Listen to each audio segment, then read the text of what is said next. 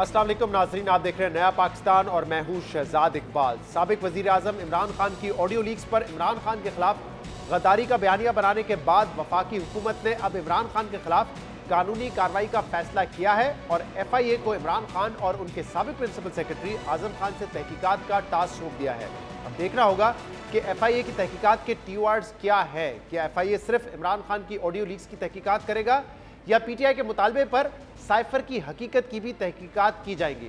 आज इस हवाले से काबीना डिवीजन के बयान के मुताबिक वफाकी काबीना ने 30 सितंबर को इमरान खान की ऑडियो लीक पर काबीना कमेटी तश्कील दी थी, जिसने कल अपने इजलास में इमरान खान के खिलाफ कानूनी कार्रवाई की सिफारिश की और आज काबीना ने कमेटी की सिफारिशात की मंजूरी दे दी है।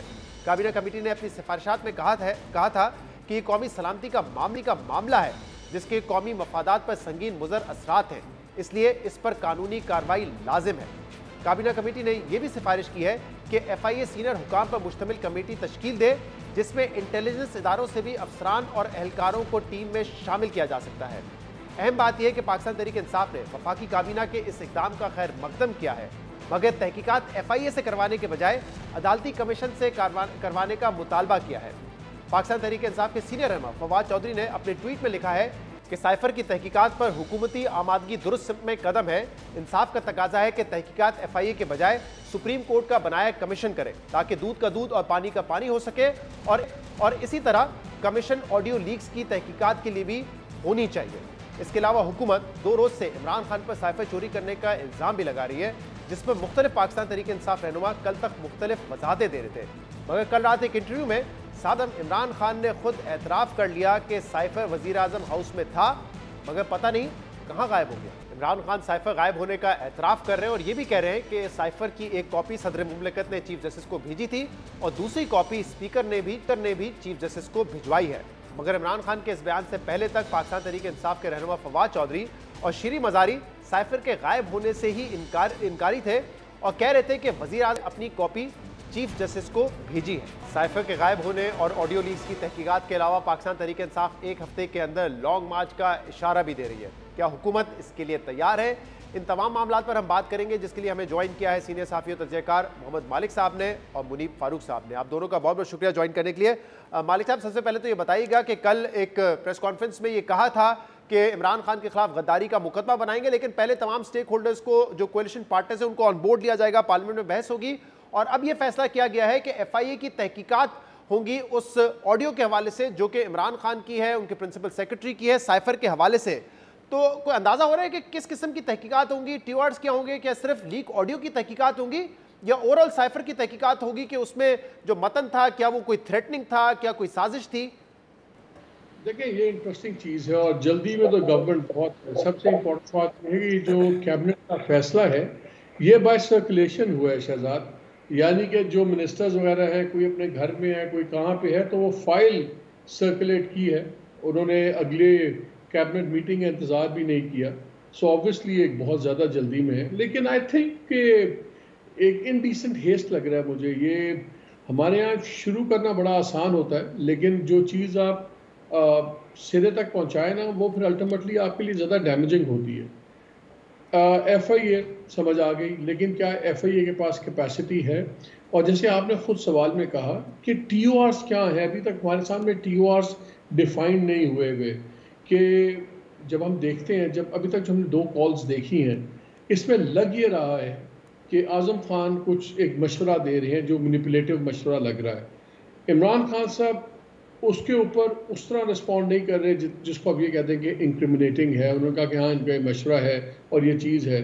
जो बात आ रही है, असद उमर साहब का सवाल है कि ये आप जान के कह रहे हैं, वो कह रहे हैं नहीं यार, लोगों को क्या ट्रांसक्रिप्ट का वर्ड समझ आएगा, मैंने ख़त का वर्ड यूज़ कर लिया है। ये चीज़ें इतनी ज़्यादा इंक्रिमिनेटिंग नहीं है, लेकिन एट द सेम टाइम ये इतना आसान केस भी नहीं है कि बिल्कुल इसको कैजुअली लिफ्ट इसको कर दें। मेरा ख्याल है जो आर्टिकल 6 की हम बातें सुन रहे हैं, जो मरियम साहिबा ने बात की और अनस नालो ने बात की, आर्टिकल 6 तो नहीं लगता, लेकिन कुछ पता नहीं कि ये 62, 63 में चला जाए कि आपने कोई ओथ ऑफ ऑफिस से बददियानती की है या नहीं की, क्या आपने ओथ ऑफ ऑफिस अपना सीक्रेसी ऑफिशियल सीक्रेट्स एक्ट आपने वायलेट किया है कि नहीं किया। ऑफिशियल सीक्रेट्स एक्ट वायलेट करना और गद्दारी 2 मुख्तलिफ चीज़ें। It's not an easy ask देखना अब ये है कि FIA के साथ ये भी अथॉरिटी उन्होंने दी है कि जी FIA इनकॉपरेट कर सकता है। एक तो क्रेडिबिलिटी तब बनेगी जब हमें ये नजर आएगा कि इन्वेस्टिगेटिव टीम में कौन लोग हैं। अगर ये GIT बनाते हैं तो GIT में कौन से इदारों के लोग हैं। अगर तो खाली FIA की टीम बनाई तो यकीन माने ना उसकी कैपेसिटी है, ना उसकी ऑथेंटिसिटी होगी, ना उसकी क्रेडिबिलिटी होगी।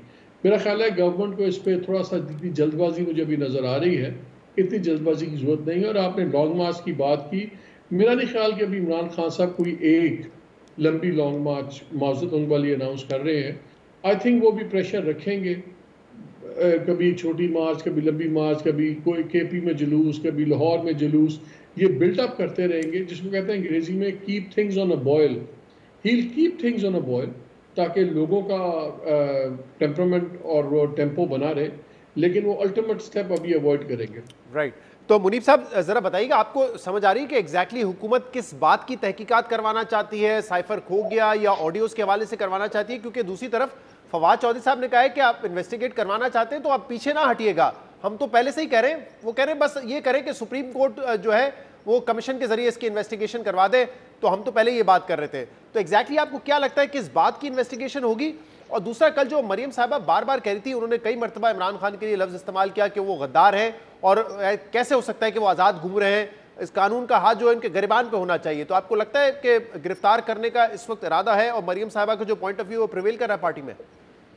देखिए, मरियम नवाज शरीफ साहबा की ख्वाहिश जरूर हो सकती है कि इमरान खान साहब को गिरफ्तार किया जाए, but it's easier said than done. इसको जरा एग्जीक्यूट करना मुश्किल है। ये कि FIA नॉर्मली इन्वेस्टिगेट करती है बड़े सोफिस्टिकेटेड क्राइम या वाइट कॉलर क्राइम या बहुत ही कोई टेक्निकल किस्म का क्राइम हुआ हो, उन चीज़ों को इन्वेस्टिगेट करती है। अभी ना मुझे पता है, ना आपको पता है, ना मालिक साहब बहुत बखूबी चीज़ों से वाकिफ होते हैं, ना उनको भी क्लैरिटी है कि एग्जैक्टली इसके, जिस तरह आपने भी सवाल उठाया कि इसके TORs क्या है, आपने किस डायरेक्शन में इस इन्वेस्टिगेशन को लेके जाना है। और अगर जैसे नॉर्मली हमें पता होता है कि अगर आपने फाइनेंशियल ट्रांजैक्शंस को ट्रैक करना है तो उसके लिए कोर्स ऑफ एक्शन अलहदा होता है। यहाँ पर तो ये है कि चीज़, एक मामला, एक साइफर जो एग्जिस्टेंस में था, वहाँ पर FIA क्या तहकीक करेगा? क्या FIA ये तहकीक करेगा कि वो जो ऑडियो थी वो कहाँ से लीक हुई और उस ऑडियो के लीक होने का सबब क्या हुआ? वो ऑडियो जनरेट कहाँ से हुई थी, किस डिवाइस से? वो तो गालिबन नो गो एरिया होगा FIA के लिए। एग्जैक्टली मैं वही कह रहा हूँ कि अभी ये क्लैरिटी है ही नहीं है। आसानी होती है कहते हुए किसी भी हुकूमती वजीर को कि जी ख्याल में हैकर नहीं है, कोई और निकाल रहा है ये वीडियो ऑडियो, जरा बताएं ना आप, हमें जवाब। ये अगर कोई हैकर होता तो मेरे ख्याल से कल मैंने राना सनाउल्लाह साहब को पूछा था, वो बता देते। तो वो कह रहे हैं कि कोई प्राइवेट है, उन्होंने इतना जरूर कहा था कोई प्राइवेट शख्स है इसके पीछे, लेकिन वो अपनी बात कर रहे थे, जो शहबाज शरीफ साहब की ऑडियो लीक हुई उस हवाले से वो बात कर रहे थे। पता नहीं कोई हैकर है या सुपर हैकर है, वो तो खैर आने वाला वक्त मुझे, आपको और मालिक साहब को हमें पता चल ही जाएगा कि कौन था। लेकिन जो भी था बड़ी बाकमाल शख्सियत थी। लेकिन मैं इतना ज़रूर कहूँगा कि अभी जो एक सेंस ऑफ अर्जेंसी हमें मुझे नज़र आ रहा है गवर्नमेंट का, वो सिर्फ यही है कि किसी ना किसी तरह से प्रीएम्प्टिव मूव की जाए, इमरान खान साहब के लिए रास्ता रोका जाए। और वो रास्ता किसी तरह रोकना है कि इमरान खान साहब के खिलाफ मुतअद्दिद केसेस भी बने, या ऐसे मामलात में उन्हें उलझाया जाए कि वो अपनी जो उनकी डायरेक्शन है वो ज़रा वो उसको किसी ना किसी तरह उनको डिट्रैक किया जाए, उनके लिए डिस्ट्रैक्शन पैदा की जाए। जिस तरह से ये वारंट का इशू होना जो हुआ और कल वो एक सारी हाइप मच गई कि इमरान खान के वारंट गिरफ्तारी जारी हो गए, वो एक बड़ा नॉर्मल कोर्स ऑफ एक्शन था। ना ही कल बहुत से लोगों से गुफ्तगू भी हुई, किसी ने ये नहीं कहा और कोई सीरियसनेस नहीं थी गवर्नमेंट की कि किसी तरह से कोई इमरान खान साहब को गिरफ्तार करना जा रहा है। तो वो हर किसी ने शोर मचा दिया कि इमरान खान साहब हमारी रेड लाइन है और ये हो गया वो हो गया। लेकिन मुझे ऐसा कुछ नजर नहीं आ रहा। हाँ, अभी हमें ये नहीं पता एज वी स्पीक कि FIA ने एग्जैक्टली क्या इन्वेस्टिगेट करना है, क्या FIA ने ये इन्वेस्टिगेट करना है। लेकिन मुनीब जरा ये बताइएगा कि क्या कहीं से, जैसे कल कहा गया राना सनाउल्लाह साहब की जानिब से कि कैबिनेट ने तो कह दिया है कि हम पार्लियामेंट में लेके जाएंगे और पार्लियामेंट में बहस करवा के आर्टिकल 6 ट्रीजन का केस बनाएंगे, गद्दारी का केस बनाएंगे इमरान खान के खिलाफ। क्या ये मुमकिन नजर आता है? क्योंकि इससे पहले भी इस हुकूमत को बड़ा बैकलैश आया है, जब उनकी हुकूमत में इमरान खान के खिलाफ तौहीन मजहब का केस बना, फिर दहशतगर्दी का केस बनाया जो हाईकोर्ट ने उड़ा दिया कि दहशतगर्दी की शिक नहीं लगती। तो आपको लगता है कि ये हुकूमत इस हद तक जाएगी कि गद्दारी का केस भी बनाए? मेरे ख्याल में वो भी एक, मैं समझता हूँ कि एक माइंडलेस सा काम है और एक बड़ी पॉइंटलेस एक्सरसाइज होगी। इसलिए क्योंकि आप पार्लियामान में ले भी जाएं शहजाद और उसको पार्लियामान की बैकिंग भी हो जाए, पार्लियामान की हालत आपको पता है, इमरान खान साहब की जमात वहां पर है नहीं, तो उस रेजोल्यूशन की या उस डिस्कशन की लेजिटिमेसी कहाँ से आएगी? उसको कौन उसके खिलाफ वोट करेगा, कौन उसके हक में करेगा। और at the end of the day आपने जब ट्रीजन का मामला चलाना हो तो इंटीरियर मिनिस्ट्री मामलात को इनिशिएट करती है। इंटीरियर मिनिस्ट्री किसके पास है? राना सनाउल्लाह साहब के पास है, वज़ीर आज़म शहबाज शरीफ साहब है, मखलूत हुकूमत है।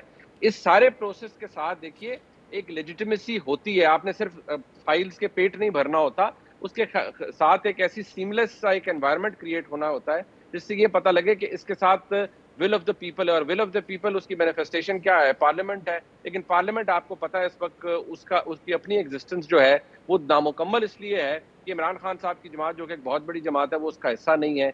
बाकी तमाम जमातें जितनी हैं मासवाए चंद शख्सियात के सारे हुकूमत में है, तो लेजिटिमेसी कहाँ से आएगी ऐसी ट्रीजन रेजोल्यूशन की? और अगर आ भी जाए तो वो तो इट्स हाईली क्वेश्चनेबल। और जब आपके पास इतनी हाइपर एक्टिव जुडिशरी मौजूद होगी तो वहां पर कैसे स्टैंड करेगा कोई इस तरह का रेजोल्यूशन या कोई इस तरह की समरी जो कि interior ministry at the end of the day release करेगी या उसको आगे बढ़ाएगी। अच्छा मालिक साहब, पिछले कुछ अरसे से हम ये बात सुन रहे हैं कि मामला जाएंगे लेवल प्लेइंग फील्ड की तरफ, और ये ख्याल किया जा रहा था शायद किसी केस में इमरान खान को डिस्क्वालीफाई करेंगे तो यानी कि दो बड़े लीडर, एक नवाज शरीफ पहले डिस्क्वालीफाइड है, इमरान खान भी डिस्क्वालीफाई हो जाएंगे तो लेवल प्लेइंग फील्ड हो जाएगी। लेकिन अब अगर आप देखें तो हालात थोड़े से बदल रहे हैं। अब ऐसा लग रहा है कि जो 2017-18 में एहतसाब था, अब वो फैसले रिवर्स हो रहे हैं। इसहाक डार साहब वापस आ चुके हैं। सबको पता है जब वो गए थे किसको इल्ज़ाम मुर्द इल्ज़ाम ठहरा रहे थे। मरीम नवाज साहबा का एवेंटफील्ड केस वो खत्म हो चुका है। बात कर रहे हैं कि नवाज शरीफ साहब भी वापस आ जाएंगे। तो अब जो लेवल प्लेइंग फील्ड है, क्या वो उन तमाम फैसलों को रिवर्स करके अंडू करके की जा रही है? और मुझे याद है मरीम नवाज साहबा ने एक साल पहले कहा था कि कोई और ऑप्शन आपके पास नहीं है, आपको सब चीजें रिवर्स करनी पड़ेंगी, अंडू करनी पड़ेंगी। देखिए, I think level playing field तो डेफिनेटली की जा रही है। शायद थोड़ी सी टिल्ट भी ज़्यादा हो रही है अगेंस्ट इमरान खान साहब। आपको याद है जब हम लोगों ने खबरें दी कि इमरान खान साहब की मुलाकात हुई है आर्मी चीफ से, तो उस पर ना डिनायल आया ना कंफर्म हुआ। लेकिन कल ARY के प्रोग्राम में उन्होंने इस सवाल को बिल्कुल इस्टेब्लिश कर दिया जब उन्होंने कहा कि ना मैं झूठ बोलना नहीं चाहता, इस पर मैं सच बोल नहीं सकता। अब दूसरी खबर ये रहेगी थी कि how good was that meeting, तो वो भी आप कंफर्म ही समझें कि वो मीटिंग कोई इतनी पॉजिटिव नहीं रही, उसमें वो डिज़ायर्ड चीज़ें नहीं हुई जो खान साहब चाहते थे और दूसरी साइड वो वादे करना चाह रही थी।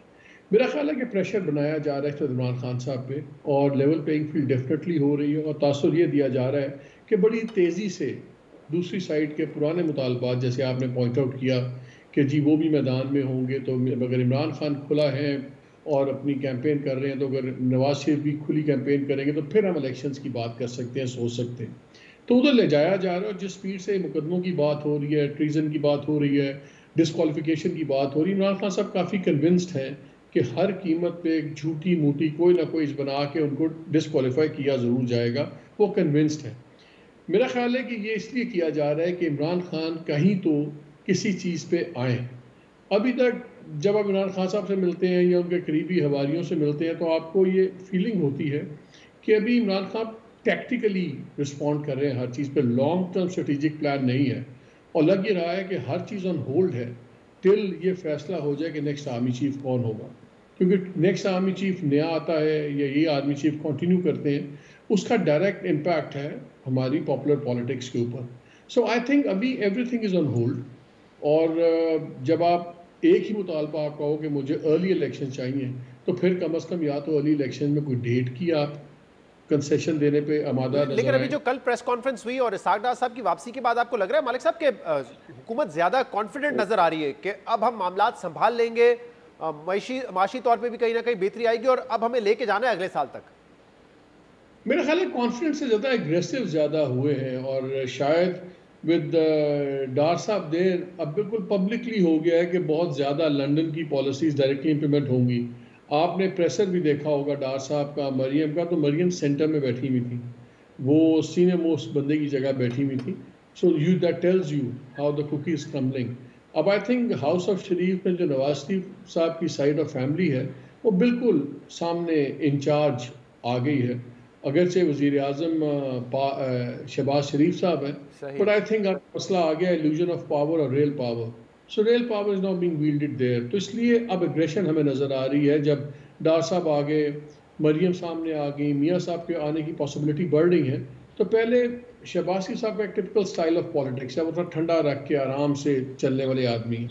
इस साइड पे एग्रेशन बहुत ज्यादा है। सो कॉन्फिडेंस मुझे अभी नहीं पता, लेकिन अगर आपके एकदम केसेस आप भी बरी हो जाएं, डार साहब जो कल तक इश्तिहारी थे आ नहीं सकते, वो भी आ जाएं और फाइनेंस मिनिस्टर बन जाएं, तो डेफिनेटली कॉन्फिडेंस को तो बूस्ट मिलता है। सही है। मुनीफ साहब, आप कैसे देखते हैं मामला को? आपको भी लगता है कि तमाम चीजें रिवर्स हो रही हैं? और इस रिवर्स करने में भी बड़ा इंटरेस्टिंग है कि दोनों साइड्स का व्यू बड़ा डिफरेंट है। पीएमएलएन से पूछेंगे, वो कहेंगे कि पॉलिटिकल मैनेजमेंट हुई थी 2018 से पहले, नवाज शरीफ को आउट करना था, इमरान खान को लाना था, अब वो रिवर्स हो रहा है। जबकि पीटीआई के साइड वाले लोग ये कह रहे हैं कि एक एहतसाब का अमल शुरू हुआ था, उसको रोक के अब सबको जो है एनआरओ दिया जा रहा है। देखिए, एहतसाब का अमल तो बिल्कुल कोई शुरू नहीं हुआ था, वो तो एक फर्ज किस्म का एहतसाब था। बात यह है, शहजाद साहब को 173 या 78 सफ़ात थे जो कि एवन फील्ड का फैसला था, मरियम नवाज शरीफ साहिबा वाला, और जो अल अजीज वाला था वो 168 पेजेस का था। आप उनको सारी उनको देखें, उन फैसलों को पढ़ें, तो वो ऐसे ही है कि जैसे आपने किसी को गर्दन से पकड़ के ना फैसले करवाने होते हैं। जीआईटी की ऑब्जर्वेशंस के ऊपर आपने उनको बुला के एज प्राइम विटनेस आपने लोगों को कन्विक्ट कर दिया। मैं नहीं कहता कि उनके कारोबारी मामलात के अंदर ज़रूर 100 मामलात होंगे, 100 चीज़ें होंगी जिनका जवाब इस फैमिली को देना चाहिए था, देना भी चाहिए, आगे भी शायद देना पड़े। लेकिन वो अगर मैं एक बुनियादी सी बात कि जब आपने किसी को फौजदारी केस किसी के ऊपर प्रूव करना हो, तो वहाँ होता है कि आपका जो बर्डन ऑफ प्रूफ है उसका स्टैंडर्ड है, और वो क्या है? Beyond reasonable doubt. आपका और अगर इतना सा भी फर्क आ जाए, जहां डाउटफुल हो जाए मामला, तो उसका फायदा प्रोसिक्यूशन को नहीं जाता, वहां पर फायदा विक्टिम को जाता है, एक्यूज को जाता है। यहाँ इसको बिल्कुल उल्टा हिसाब किया गया। चले वो बहस एक साइड पे कर दिया, बात आ रही है कोर्स करेक्शन की, कि जी कोर्स करेक्ट होना चाहिए। तो कोर्स करेक्शन करने वाले ये कहते हैं जी पहले बड़ा गलत हो गया, अब दुरुस्त होना चाहिए, अब किसी नए लीडर को डिस्क्वालीफाई नहीं होना चाहिए। मैं बहसीत एक पाकिस्तानी समझता हूँ किसी भी इलेक्टेड लीडर को ये 62-63 वाले मामलात के अंदर उलझा कर लोगों को डिस्क्वालीफाई नहीं करना चाहिए। मियां नवाज शरीफ के साथ जो हुआ वो गलत हुआ, मैं इमरान खान साहब के साथ भी चाहता हूँ कि ऐसा ना हो। लेकिन लोग ये कहते हैं कि भाई जिस मेयार के लिए, जिस एम्बिशन को साथ रख के मियां नवाज शरीफ को सियासत से निकाला गया, उनकी पार्लियामानी सियासत खत्म की गई, आज जो हालात हैं, क्या वो एम्बिशन नजर आता है इमरान खान साहब के खिलाफ?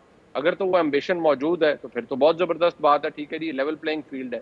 लेकिन अगर वो एम्बिशन मौजूद नहीं है और अब सब हर कोई ये कह रहा है कि नहीं जी बस मामलात पहले बड़े खराब हो गए, अब दोबारा नहीं होने चाहिए, तो मेरे और आपके लिए तो शायद एकेडमिकली बड़ा अच्छा होगा कि चलें जी अब सिस्टम हील कर रहा है। लेकिन जो पहले उसका विक्टिम बन चुका है वो तो फिर सर पिटाएगा, वो तो फिर शोर मचाएगा कि नहीं भाई ये तो 2 नंबरी है, मेरे वक्त स्टैंडर्ड और थे, मेयार और था, आज और है। लिहाजा ये एक ऐसी डिबेट है जिसके ऊपर अभी तक कम से कम मैं कोई कंक्लूसिव बात सामने रख नहीं पाऊंगा आपके, लेकिन अभी भी इसमें कंफ्यूजन मौजूद है। बहुत शुक्रिया, बहुत बहुत शुक्रिया। मुनीफ फारूक साहब और मोहम्मद मालिक साहब हमारे साथ हैं। प्रोग्राम में शामिल करेंगे एक ब्रेक, उसके बाद मजीद बात करेंगे, हमारे साथ रहिएगा। Welcome back. मिफ्ता इस्माइल के जाने और वजीर खजाना इसाक डार के मुल्क वापस आने के बाद रुपए की कदर में मुसलसल इजाफा हो रहा है। पिछले 6 रोज के दौरान इंटरबैंक में रुपए की कदर में तकरीबन 10 रुपए का इजाफा हो चुका है और वफाकी हुकूमत ने अवाम को रिलीफ देने के लिए लेवी में कमी करके पेट्रोलियम मसनूआत की कीमतों में भी कमी कर दी है। जबकि कल इदारा शुमारियात ने सितंबर के महीने में महंगाई की जो शरह जारी की है, इसमें भी अगस्त के मुकाबले में 4% की हैरानकुन कमी देखी गई है। डॉलर की कदर, पेट्रोलियम मसनूआत और महंगाई की शरह में कमी खुशाइंद है और यकीनन इससे अवाम को रिलीफ भी मिल रहा है। मगर सवाल यह है कि क्या हुकूमत ने यह माशी फैसले IMF की मंजूरी से किए हैं या हुकूमत अपने तौर पर यह मकबूल फैसले कर रही है? सबसे पहले पेट्रोलियम मसनूआत की कीमतों में कमी पर बात करते हैं। वफाकी वजीर खजाना इसाक डार ने 2 रोज पहले पेट्रोल की कीमत 12.5 रुपए और डीजल की कीमत तकरीबन 12 रुपए फी लीटर कम की, जबकि IMF से हर माह लेवी 10 रुपए बढ़ाने के मुआहदे के बावजूद पेट्रोल पर लेवी बढ़ाने के बजाय 5 रुपए कम कर दी गई है और डीजल पर सिर्फ 5 रुपए का लेवी में इजाफा किया गया है। जिसके बाद सवाल ये उठ रहा है कि क्या हुकूमत ने पेट्रोलियम लेवी कम करने का ये फैसला IMF की मंजूरी के बाद किया है या हुकूमत का ये यकतरफा फैसला है जिसका IMF प्रोग्राम पर मनफी असर पड़ सकता है। दिलचस्प बात यह है कि साबिक वजीर खजाना मिफ्ता इस्माइल ने भी पेट्रोलियम लेवी ना बढ़ाने की अपनी हुकूमती फैसले पर हैरानी का इजहार करते हुए सवाल उठाए हैं। कल एक सेमिनार से खिताब में साबिक वजीर खजाना मिफ्ता इस्माइल ने कहा कि IMF हुकाम ने पहले ही कह दिया था, इस खदशे का इजहार कर दिया था कि जब पाकिस्तान को पैसे मिल जाएंगे तो पेट्रोलियम लेवी में इजाफा नहीं किया जाएगा। मगर उन्होंने कहा कि मैंने IMF को यकीन दिलाया था ऐसा नहीं होगा, लेकिन अब वही हो रहा है जिसका खदशा था। एक चीज़ जो IMF को यकीन था और मैं उनसे शर्त लगाता था कि ये नहीं होगा, वो उसके जिस दिन तुमको पैसे मिलेंगे उसके बाद तुम टैक्स नहीं बढ़ाओगे। एक होता है PDL, पेट्रोलियम डेवलपमेंट लेवी। मैं कहा नहीं, for sure I will increase it. तो इस महीने फिर हुकूमत ने नहीं बढ़ाए 5 रुपये। मिफ्ता इस्माइल ने यह भी बताया कि उन्होंने वजारत छोड़ने से पहले IMF से पूछा था कि क्या हुकूमत पेट्रोलियम मसनूआत की कीमतों को फ्रीज कर सकती है, जिस पर IMF का अब तक कोई जवाब नहीं आया है, मगर हुकूमत ने यकतरफा इकदाम ले लिया है। अब अल्लाह खैर करे। शहबाज साहब आसमी, इनके एडवाइज़र ने मुझे कहा था चीमा ने कि उनसे पूछो अगर हम 3 महीने पेट्रोल की प्राइस फ्रीज कर सकते हैं। मैंने कहा मैं मर के भी नहीं पूछूंगा ये। शहबाज साहब बहुत करते तो मैंने MD से पूछा कि हम 3 महीने तक टैक्स फ्रीज कर सकते हैं, तो उसका जवाब नहीं आया था, लेकिन हुकूमत ने यूनिलैटरली कर लिया। तो अल्लाह खैर करे। इसके अलावा रुपए की कदर में भी मुसलसल इजाफा हो रहा है। 26 तारीख के बाद से 10 रुपए इंटरबैंक में रुपया रिकवर किया है। इसकी वजह क्या है? क्या स्पेकुलेशन इंटरबैंक मार्केट में भी थी जो इसाक डार साहब के आने के बाद कॉशियस हो गई हैं बैंक्स, या इसकी कोई और वजह है? क्योंकि फंडामेंटल्स ये बताते हैं कि पाकिस्तान के इस वक्त जो रिजर्व्स हैं वो अब $8 बिलियन के रह गए हैं। तो इस वक्त मुसलसल जो रुपया मजबूत हो रहा है, इसकी वजह क्या है? और CPI में भी हैरानकुन कमी देखी गई है। अगस्त के महीने में जो CPI नंबर है, यानी कि अफरात ज़र के नंबर, वो 27% थे, जबकि इस माह के जो नंबर आए हैं सितंबर के, वो 23.2% है। तो लोग हैरान है 4% की कमी कैसे हुई है महंगाई में। और इसकी वजह PBS बता रहा है कि जो इलेक्ट्रिसिटी कॉस्ट है पिछले साल के मुकाबले में, उसमें कमी आई है, जबकि अवाम कहती है कि हमारे जो सितंबर के बिल हैं वो पिछले साल के मुकाबले में ज़्यादा हैं। तो कैसे हो सकता है कि बिजली की जो कीमत है उसमें कमी आई है, जिसकी वजह से अफरात ज़र कम है? इस पर हम बात करेंगे, जिसके लिए हमें ज्वाइन किया है द न्यूज़ के नुमाइंदे हैदर ने। मेहताब साहब, बहुत बहुत शुक्रिया वक्त देने के लिए। सबसे पहले तो पेट्रोल की कीमत के हवाले से बात करते हैं। IMF से हमारा मुआहिदा है कि हर महीने 10 रुपए हमने इजाफा कर रहे हैं लेवी में, लेकिन इस महीने हमने पेट्रोल पे 5 रुपए कम कर दिए हैं और डीजल पे 5 रुपए बढ़ा दिए, यानी कि नेट इंपैक्ट 0 है। और मिफ्ता इस्माइल साहब कह रहे हैं कि हमने पूछा था IMF से, IMF ने इस हवाले से कोई जवाब नहीं दिया और हुकूमत ने यकतरफा फैसला किया है। तो आपकी इत्तलात क्या है? क्या इसाक डार साहब ने और हुकूमत ने यकतरफा फैसला किया है या IMF ऑन बोर्ड है इस फैसले पर? जी, थैंक यू वेरी मच। देखिए, बुनियादी तौर पे एक दिन पहले डार साहब की जो वाशिंगटन में IMF के मिशन चीफ हैं, उनसे वर्चुअल मीटिंग ज़रूर हुई है, लेकिन सोर्सेज हैं वो ये कह रहे हैं कि IMF से प्रायर जो है परमिशन नहीं ली, क्योंकि बुनियादी तौर पे महीने के अंदर बढ़ानी थी। तो उन्होंने पेट्रोल पे जो है वो कम कर किया और इस तरह से नेशनलाइज किया डीजल के ऊपर, ताकि नेट इफेक्ट उसका 0 हो। लेकिन बुनियादी तौर पे ये एक इशू है और IMF इसको टेकअप कर सकता है, क्योंकि आपको पता है कि पेट्रोलियम डेवलपमेंट लेवी के ऊपर IMF के बड़े मेजर कंसर्न्स थे और 855 अरब रुपए का टारगेट है। तो अगर हमारी पेट्रोलियम लेवी की कलेक्शन डिक्लाइन होती है, ये नीचे आती है, उसके नतीजे में एक मेजर इशू जो है वो जो नेक्स्ट रिव्यू टॉक्स थी उसमें पैदा हो सकता है। लेकिन प्रायर उन्होंने बात मेरे ख्याल में नहीं की थी, और अब देखना ये है कि IMF इसके ऊपर कैसे रिएक्ट करता है, और ये एक मेजर इशू जो है वो बन सकता है, मेजर इशू बन सकता है। इसके अलावा हमने देखा है कि रुपया जो है वो रिकवर किया ओपन मार्केट में भी, इंटरबैंक मार्केट में। अब ओपन मार्केट में तो कहा जा रहा था कि स्पेकुलेशन है, इंटरबैंक मार्केट में तकरीबन 10 से 12 रुपए की रिकवरी। इसकी क्या वजह है? कोई फंडामेंटल तब्दील हुए हैं? क्योंकि अभी भी हमारे जो रिजर्व्स हैं वो तो $8 बिलियन तक पहुंच चुके हैं, या तो बैंक्स वो भी स्पेकुलेट कर रहे थे और डार साहब के आने की वजह से वो थोड़ा सा कॉशियस हो गए? क्या वजह क्या नजर आ रही है इसकी? देखिए, बुनियादी तौर पे बैंक्स जो है वो कॉशियस हुए हैं, और इस पे मेरे ख्याल में डार साहब डेफिनेटली इन्वेस्टिगेट करेंगे। अभी 2 दिन पहले आपने देखा कि गवर्नर स्टेट बैंक से भी उनकी मुलाकात हुई है। तो अब हम तवक्को करते हैं कि सिर्फ शू कॉज नोटिस नहीं होगा, बल्कि इफेक्टिव इन्फोर्समेंट भी होगी, और जो कोई भी मैनिपुलेशन के अंदर या स्पेकुलेशन के अंदर मुलविस है, और जिसमें कहा यह जा रहा है कि 56 बिलियन रुपीस जो है वो उन्होंने मिंट किए हैं और प्रॉफिट्स में इजाफा किया है, तो उनके खिलाफ एक्शन भी होगा। अभी तो फंडामेंटल्स ठीक नहीं हुए, अभी तो सेंटिमेंट्स है जिसके नतीजे में इंप्रूवमेंट आ रही है। आप ये देख ले कि लास्ट वीक में कोई $341 बिलियन एक वीक के दौरान जो है वो स्टेट बैंक ऑफ पाकिस्तान के रिजर्व जो है वो डिक्रीज हुए हैं। अगर हम बुनियादी तौर पे फंडामेंटल्स को ठीक करें तो फिर रुपया जो है वो सस्टेनेबल तरीके से जो है वो स्ट्रेंथन हो सकता है, और उसके लिए बड़ा जरूरी है कि जो डॉलर इनफ्लोज हैं उनको जल्दी से जल्दी इंश्योर किया जाए, क्योंकि जब तक डॉलर इनफ्लोज वो जो है इंश्योर नहीं होंगे उस टाइम तक रुपए का ये जो डिक्लाइन हमें नजर आया है इसको सस्टेन करना मुश्किल होगा। लेकिन एक सेंटिमेंट्स का जो असर हुआ है और उसके नतीजे में बेहतरी आई है। अब देखना यह है कि डार साहब का ये चैलेंज है कि वो डॉलर इनफ्लोस को कितनी जल्दी जो है वो इंश्योर करते हैं। 5 to 10 बिलियन डॉलर्स हमें चाहिए ताकि हम सस्टेनेबल लेवल पे अपना जो एक्सचेंज रेट है उसको इंप्रूव कर सकें। और ये बात तो इंपॉर्टेंट है कि अगर स्पेकुलेशन हो रही है जिसकी वजह से रुपया गिर रहा हो या बैंक्स जो है गैर कानूनी तौर पे इजाफी मुनाफा कमा रहे हो तो उसको तो चेक में रखना जरूरी है। लेकिन मेहताब साहब, IMF इस बात की भी तो इजाजत नहीं देगा कि रुपए को भी आप गैर जरूरी तौर पे आर्टिफिशियली स्ट्रॉन्ग रखें। इस पे तो IMF बात करते रहते हैं, तो यहाँ पे भी देखना पड़ेगा, क्योंकि डार साहब तो ये कल भी ये कह रहे थे कि रुपया इस वक्त बहुत अंडर वैल्यूड है और वो तो कह रहे हैं कि फेयर वैल्यू 170 180 होनी चाहिए। तो आपको लगता है यहाँ पे भी जो भी हम इकदाम उठाएंगे IMF की नजर इस पर भी होगी? जी डेफिनेटली, ये मेजर चैलेंजेस हैं।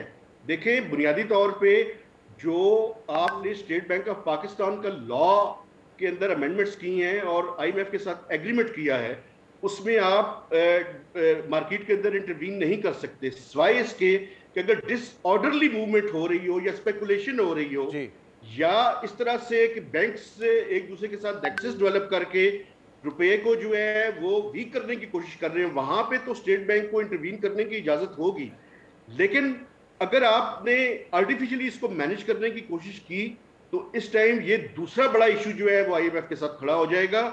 और एक ऐसे वक्त में कि जब हमारे रिजर्व्स गिर रहे हैं, हमारी डॉलर की रिक्वायरमेंट्स हैं, पाकिस्तान इस टाइम ये अफोर्ड नहीं कर सकता कि हम IMF के साथ एक नया और बड़ा मेजर इशू जो है वो लेकर खड़े हो जाए, क्योंकि IMF के जो प्रोग्राम है उसकी बुनियाद में जो बुनियादी चीजें थी उनमें स्टेट बैंक की इंडिपेंडेंस का इशू भी था। हालांकि डार साहब के इसके बारे में मुख्तलिफ नजरियात हैं, लेकिन जो रियल इफेक्टिव एक्सचेंज रेट है उसकी हद तक तो मैं भी समझता हूं कि उस हद तक तो जाना चाहिए, लेकिन वो रियल इफेक्टिव एक्सचेंज रेट क्या है इसके बारे में जो है वो IMF से बातचीत की जा सकती है। लेकिन अगर आर्टिफिशियली मैनेज करने की कोशिश की गई तो ये एक नया इशू जो है वो IMF के साथ खड़ा हो जाएगा। सही। और मेहताब साहब, एक तीसरा मामला CPI इन्फ्लेशन का है। अफरात ज़र के जो कल नंबर्स आए वो यकीनन अगस्त से बेहतर थे। अगस्त में महंगाई की जो शरह थी वो 27% थी, सितंबर में 23% आई। और जो बड़ी वजह PBS ने बताया वो ये है कि जो बिजली के कीमत थी पिछले सितंबर 2021 के मुकाबले में वो कम हुई है। अब लोग बड़ा हैरान और परेशान है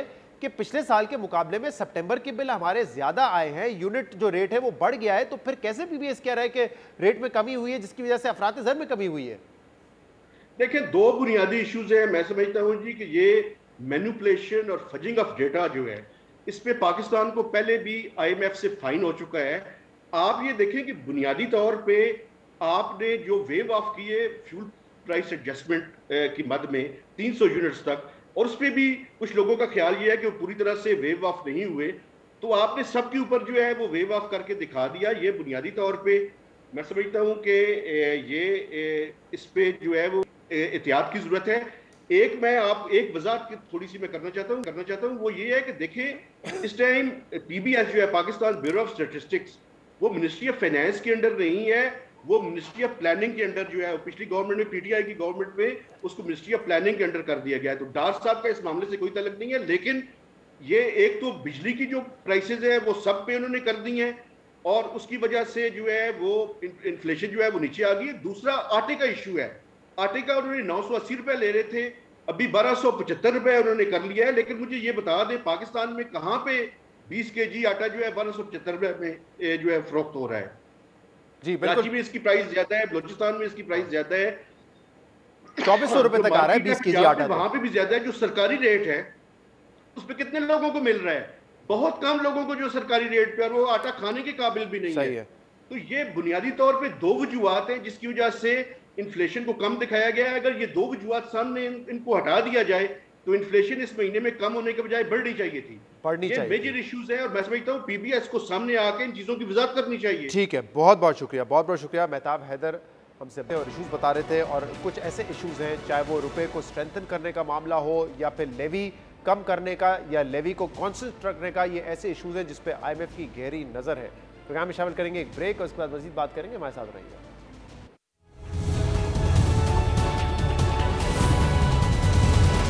वेलकम बैक नाजरीन। इस वक्त 7 मैच की सीरीज में इंग्लैंड और पाकिस्तान 3 ऑल पर है। दोनों टीमें 3-3 मैच जीती हैं और आज है फाइनल मुकाबला यानी कि 7वां मैच। और इस वक्त इंग्लैंड की बैटिंग जारी है और इंग्लैंड ने 15.3 ओवर में 151 स्कोर किया है। 3 विकेटें इनकी गिर चुकी हैं और 2 कैच अब छूटे हैं। और ये कैच भी पहला जो छूटा था बाबर आजम की तरफ से था और ये कैच भी गालिबन बाबर आजम की तरफ से छूटा है। तो इस वक्त 151 स्कोर है। ये सीरीज़ बड़ी इंपॉर्टेंट थी पाकिस्तान के लिए, क्योंकि पाकिस्तान ने प्रिपेयर करना है वर्ल्ड कप के लिए जो कि इस माह होने वाला है ऑस्ट्रेलिया में। तो प्रिपरेशन कैसी रही, जो मिडिल ऑर्डर का प्रॉब्लम था क्या वो सॉर्ट आउट हो चुका है, इस पर हम बात करेंगे। सिकंदर बख्त इस वक्त हमारे साथ मौजूद हैं। सिकू भाई बहुत बहुत शुक्रिया ज्वाइन करने के लिए। सबसे पहले तो बताइएगा कि ऐसा लग रहा है कि अगर 20 ओवर में 200 के करीब या 200 से ज़्यादा स्कोर कर लिया इंग्लैंड ने तो पाकिस्तान के चांसेस क्या है, क्योंकि ये फैसला कुन मैच है। और ओवरऑल आपको लगता है कि जो प्रिपरेशन चाहिए थी, पाकिस्तान एक्सपेरिमेंट्स हमने कर रहे थे मिडिल ऑर्डर के साथ वो कामयाबी से कर पाए या नहीं? बिल्कुल भी नहीं कर पाए। हम लोग वहीं के वहीं खड़े हुए। हमारे दो आदमियों के ऊपर टीम चलती है, एक बाबर पे एक आजम पे। अगर वो रन करें और वो भी जब बैटिंग करते हैं तो आप इनको देख लें, ये 10 रन का एवरेज लेके चल रहे हैं, मतलब 15 ओवर में 150 हुए में, और ये 10 रन का एवरेज लेके चल रहे हैं। हमारे जो प्लेयर जो नंबर 1 है, नंबर 2 है इन द वर्ल्ड, जब वो खड़े होते हैं विकेट के ऊपर तो वो 8 रन के एवरेज के साथ चलते हैं और 17-18 ओवर खा जाते हैं। जब से एशिया कप शुरू हुआ है, हमें एशिया कप जीत जाना चाहिए था, हमने इंडिया को बाहर कर दिया था, हम वहाँ फेल हुए। हमें नीदरलैंड से इस वर्ल्ड कप की तैयारी करनी चाहिए थी, हमने नहीं की। अब भी हम समझते हैं कि वही लड़के हैं, रिपीटेडली वही खेलते हुए आ रहे हैं और वही इश्यूज इनको ऑस्ट्रेलिया में होंगे। तो लेट्स सी।